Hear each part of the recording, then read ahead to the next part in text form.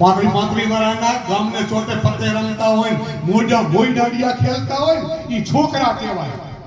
બાકી 25 વર્ષનો હોય અને બાપને એમ કે પિતાજી ચિંતા ના કરતા, હવે બધું હું સંભાળી લઈશ, એ દીકરો છે. દી વાળે કા દીકરા કા ધોરી અને કા ધરા, દી વાળે કા દીકરા કા ધોરી ને કા ધરા, કા કપાસના જીંડવા નકર તલ તો ખરા ખરા ને ખરા કે એમ.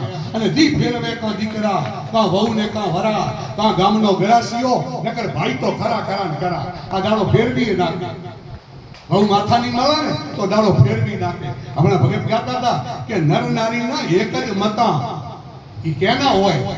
આ તમે બેઠા ને ગુરુ મુખી એના, કદાચ નહીં હોય તો થઈ જશે, એક જ મતું થઈ જશે. આગુ પાછું હશે તોય, જો તમે ગુરુ મુખી છો તો.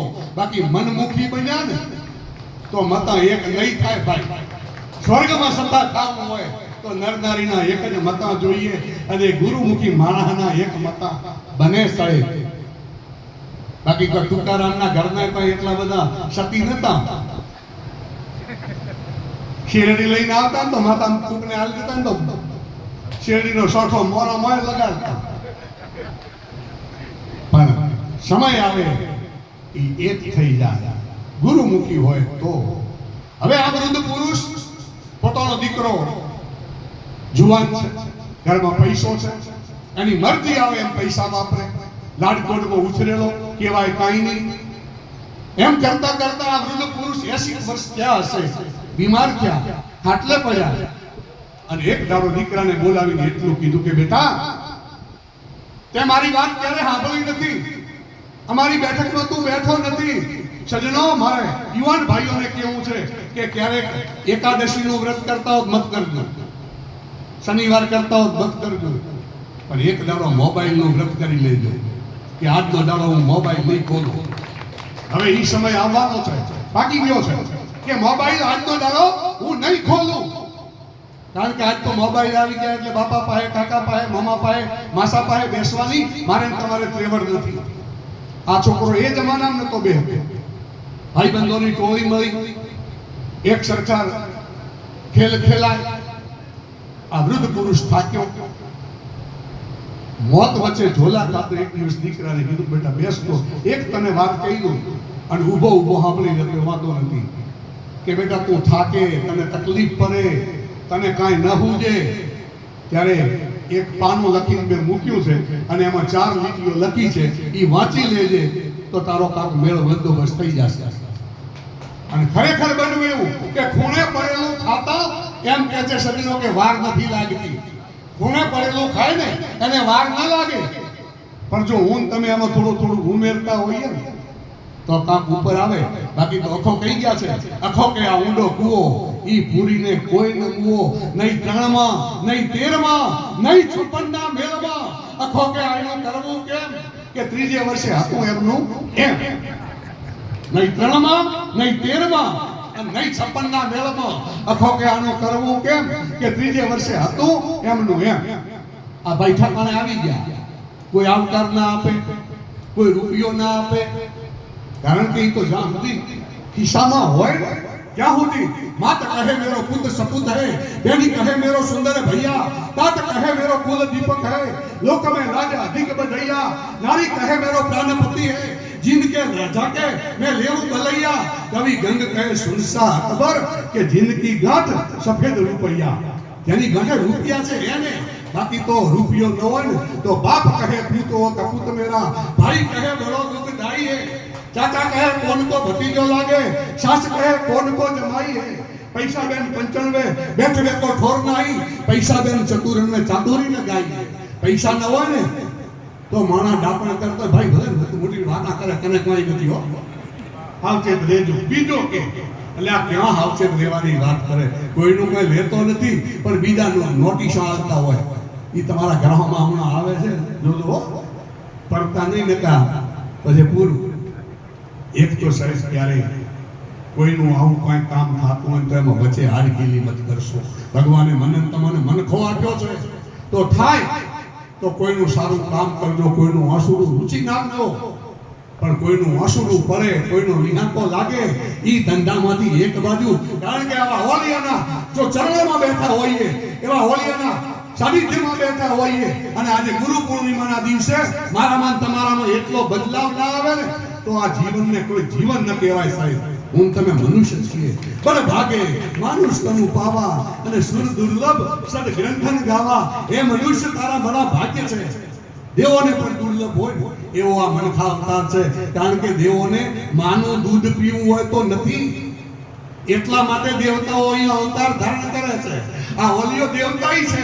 કરબુણમાં આયા હારું તમારા મત માનશો, આ તો ઘણા જણાના છે, કેટલા ગામથી લોકો આવી અને અહીંયા બેઠા છે. પણ કરબુણના ભાગ્ય કહેવાય કે કોઈ હેમા બાપુ જેવા નારી વૈદ મળી જાય, કરબુણને આમ થાય કે કરબુણ ગામ છે, અને પૂજ્ય નાગરવન બાપુ જેવો હોલીઓ આ ગામને મળે. મિત્રો, જીવતા કદર કરજો, ગયા પછી તો જગત આખું બધું કરે છે, અને ગયા પછી આપણે બધાય દેવ થવાના, પણ જીવતા દેવ થઈ જાય. મર્યા પછી તો છોકરા લખશે અમારે પિતાજી દેવ થઈ ગયા છે, મર્યા પછી. પણ જીવતા માનવ થાજો, દેવ ન થવાય કાંઈ નહીં, પણ માનવ થઈ જજો. હવે આ વૃદ્ધ પુરુષ દીકરાએ જોયું, થાકી ગયો, કોઈનો આવકાર ના મળે, અને ઘરમાં કંટાળીને બેઠો. બૈરાએ પૂછ્યું શું થયું? ઘણી વખત જોયું કે ઘરનું માણસ આપણા જોગું હોય ને તાર મજા આવે, આપણે કાઠા હોય ને એ કાઠું હોય મજા આવે, આપણે ઉદાર હોઈએ એ કાઠું હોય મજા ના આવે, આપણે ઉદાર હોઈએ એ કાઠું હોય તોય મજા ના આવે, પણ આપણે સમજતા હોય ને એ સમજદાર હોય તો મજા આવે. બહેનું એના પુરુષને ઓળખતો હતો. આ જગતમાં મને તમને બાપુ 2.5 જણા અમને ઓળખે, આપ નહીં હો, તમે ખરા, બાપુ નહીં. બાકી મને તમને 2.5 જણા ઓળખે. એક તો હું પોતે મને સારી રીતે ઓળખો છો, અને એમ તમે તમને સારી રીતે ઓળખો છો. આ બેઠેલા દરેકને તમે પોતે, અને બીજો પરમાત્મા, અને અડધું કોણ? ઈ ઘરવાળા. ઈ અડધા જ ઓળખે છે. દરેક ઘરવાળાને એમ થાય કે અમારી ભોળા છે, બાકી તમારો ભોળો કોઈ ભોળો નથી, ઘણાને ફેરવી નાખે એવો છે. 2.5 જણા જ ઓળખે. તો આ પત્ની ઓળખી ગઈ કે તમે ઉદાસ છો, કંઈક છે.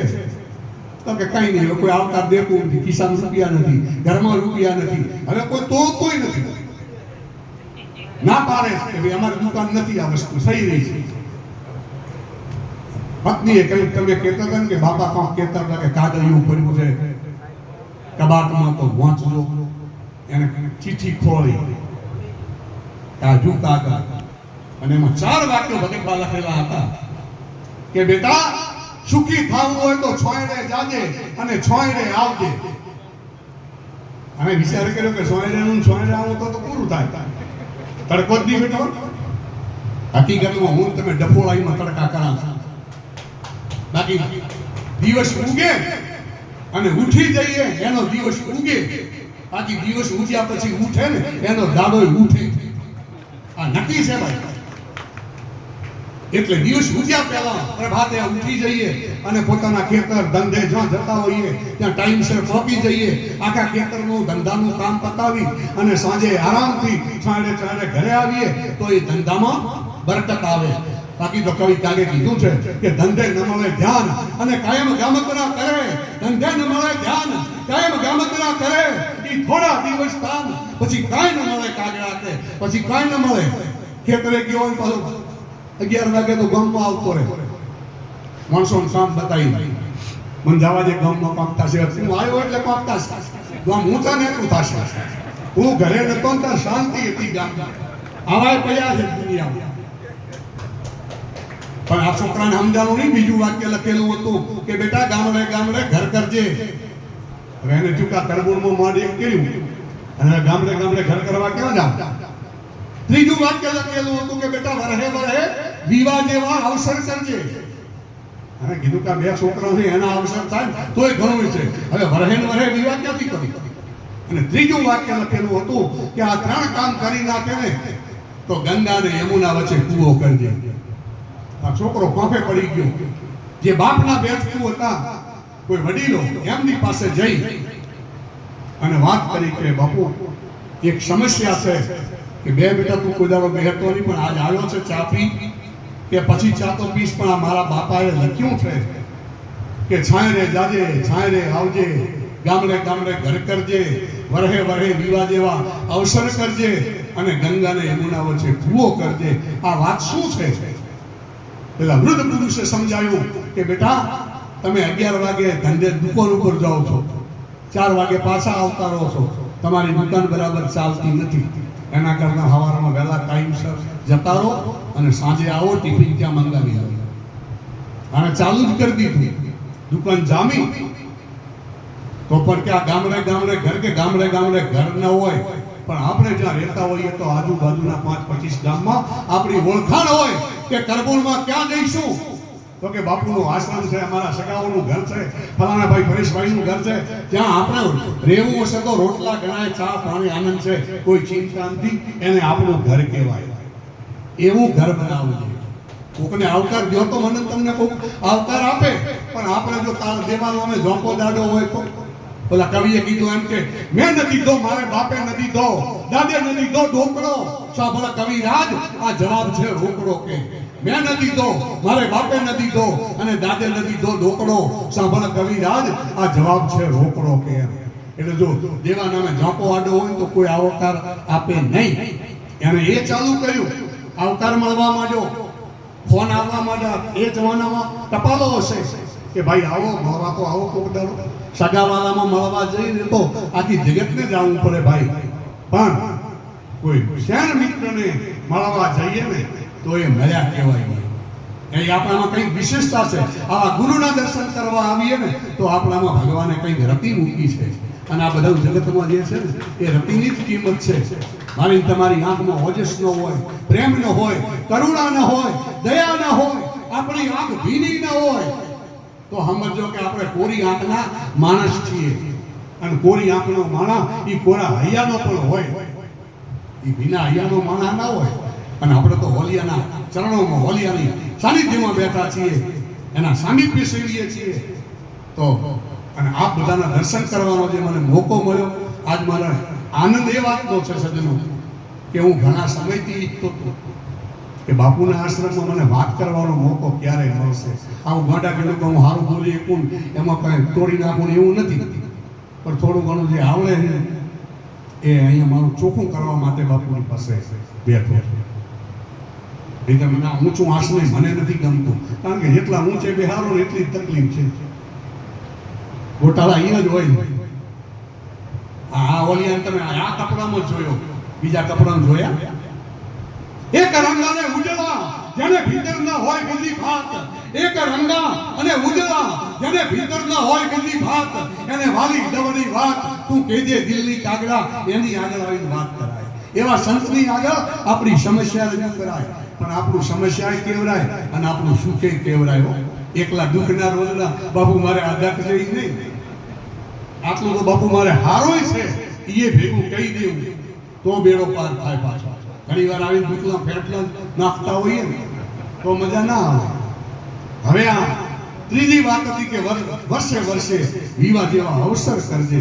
તો કે વર્ષે વર્ષે લગ્નને પ્રસંગ તો ના હોય, સંતાન હોય, 2 હોય, 4 હોય, 5 હોય, જે હોય એટલા જ થાય, પણ વરહે કાંક કરવું.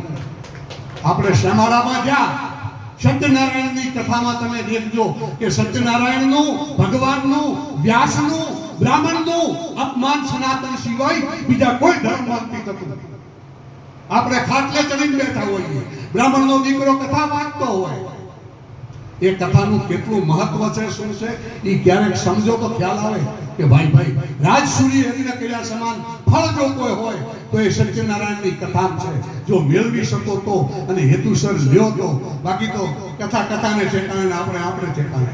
કોઈ ગુજરી જાય ત્યારે ગરુડ પુરાણ જેવું જે તત્વ છે જેને ખુદ ભગવાન ગરુડજીને કહી રહ્યા છે, ખુદ ભગવાન ગરુડજીને કહે છે, એ વાતો હું તમે સમજ્યા નથી. કારણ કે મારો તમારો જન્મ 9 માસ અને 13મા દિવસે થાય. પછી પરીક્ષિત હોય કે સુખદેવજી હોય એ અમુક સમયે જન્મ્યા એ અપવાદ છે, બાકી મનુષ્યનો જન્મ એમ કહે છે કે 9 મહિના અને 13 દિવસે થાય. અને એટલા માટે સજ્જનો આપણા મરણ પછીની જે વિધિ છે ને એ 13 દિવસની છે. આપણે હવે વચ્ચે સમય પ્રમાણે બધું ગોઠવવા માંડ્યા. બાકી આ સ્થૂળ શરીર છે ને એમાંથી પ્રાણ નીકળે છે. બાકી આ શરીરમાં બીજા 4 શરીર છે. સૂક્ષ્મ કારણ, મહાકારણ અને પરમ કારણ. ઈ બધાય ગોઠવો ફેટનું આખું હરખું થાતા 13 દાડા લાગે. ત્યાં સુધી મારું તમારું વાસનાકીય જે શરીર છે ને ઈ પીછો નથી છોડતું. એટલા માટે સજ્જનો આપણા વિજ્ઞાન જે સમાયેલું છે એને આપણે સમજી નથી શક્યા. તો કે વરહે વરહે કંઈક આવા પ્રસંગ કરજે, કથા કરાવો, આવો સરસ મજાનો મેળાવડો રાખો. કોઈ સંતને તમારા ઘરે બોલાવો, કોઈ સારા ભજની અમને બોલાવો એવું નથી, મને કે રાજાભાઈને બોલાવો એવું નથી, પણ સારા સંતને ચોક્કસ બોલાવો અને સારી વાત કહી શકે, સારા 2 ભજન ગાઈ શકે એ ગમે તેને બોલાવો. પણ 2 કલાક 4 કલાક સારો સત્સંગ કરો તો આપણું ઘર, આપણા ઘરનું જે આખું પર્યાવરણ છે, આખા ઘરની જે ઉર્જા છે એ જો ન બદલે ને તો હું બ્રાહ્મણનો દીકરો બોલું છું સાહેબ. તમારા ઘરની ઉર્જા બદલી જાય પણ આપણા ઘરમાં આવું કઈ થાતું જ નથી. અત્યારે બર્થડે પાર્ટી ઉજવાય છે પરબારી કેકમાં. ઈ કેક બનાવતો જોઈ હોય ને તો મોઢામાં નાખવાનું મન થાય. એ આપણે કાપીએ એવા બધા પ્રોગ્રામ કરીએ. હવે તો હોટલોમાં લોકો જમવા જાય છે. અમારા બાબાનો જન્મદિવસ છે ને એટલે હોટલમાં રાખ્યું છે. હવે હોટલમાં પછી 1000 રૂપિયા ખર્ચે, 5000 રૂપિયા ખર્ચીને ઘરે આવો સત્સંગ ન રાખી શકે, કથા ન રાખી શકે. તો આવું કામ વરહે વરહે કરજે. અને આટલું કરે તો કે બાપુ આ ગંગા જમના વચ્ચે કૂવો ક્યાં કરવા જાઉં? તો કે તારે ઘરે 2 ગાયો હતી, એકનું નામ ગંગા હતું અને બીજીનું નામ જમના હતું. એ 2 ગાયો જો બાંધતા હતા એ 2 કિલ્લાની વચ્ચે ખોટ એ તારે બાપે બધી માયા અહીંયા નાખી. અને એ છોકરાએ ખોદ્યું અને ત્યારે એ ચાલી ઉપર જતો રહ્યો. કેવો કારણ કે 40 પહેલા કોઈને એમ કેવું કે ભલો છે ને આમ છે ના, એ કાર ફરકતી મારે નક્કી નહીં, પણ 40 પૂરા કરે પછી ચાલવા માંડે, પછી બધે ચાલે. અને 40 પૂરા કરે અને આ ઠેકાણે પડી ગયો. બાપની માયા હતી એ હચવાઈ ગઈ અને સારા કામ કરવા લાગ્યો. પરમાત્માએ મને તમને મનુષ્ય અવતાર આપ્યો છે. તો સજ્જનો જરૂર માતા પિતાને બાપુ તો કાયમ કહે છે. અમે એક વખત વર્ષો પહેલા વડોદરામાં ભેગા હતા, ગૌશાળા થતી હતી. તો બાપુએ કીધું કે ભાઈ ગાયો તો 17-18 જેવી જતી. તો કે 17-18 કોઈ ખેડૂત ભાગશાળી છો જ નહીં? આ એક ગાય બાંધી નાખો ને. શું કામ અમને બોલાયા છે? અમને શું કામ બોલાયા છે? બાંધી દો. અને આપણે જોઈએ કે બાપુ એ જ કહે છે કે મા બાપની સેવા બધા કેની કરવાની? એને મૂકીને કરવાની કેની સેવા છે? જો તમે માને ન સમજી શક્યા તો તમે સાહેબ ડુંગરાવાળાને નહીં સમજી શકો. પેલી ઉમરાવાળાને સમજજો. અને જે માણસ મા બાપને નથી સમજતો ને એ આ જગતમાં ભગવાનના મંદિરે જાય તોય ભલે, ન જાય તોય ભલે. જીવતા દીધો સંતાપ, સેવા ન કીધી મા બાપની, મુવા પછી પ્રતિમા તણું, પૂજન કર્યાથી શું થયું? પછી હાડા કાગ વાસ. હવે તો કાગડા નથી આવતા, ભારે લાવવાનો સમય આવશે. તો સજ્જનો હવે ગોરવાલાની મંડળી મિત્રો, મારે જતું આટલું ખેંચવું ખેંચાઈ ગયું. બાપુ મને 68 વર્ષ થયો. હા, બાપુની આજ્ઞા છે કે બબે વાણીનો લાભ. તો રાજસ્થાનથી જે ભાવિક ભજનિક સંતો આવેલા છે અને લોરવાડાથી આવ્યા, જે પહેલા આવી જાઓ, તરત કરજો.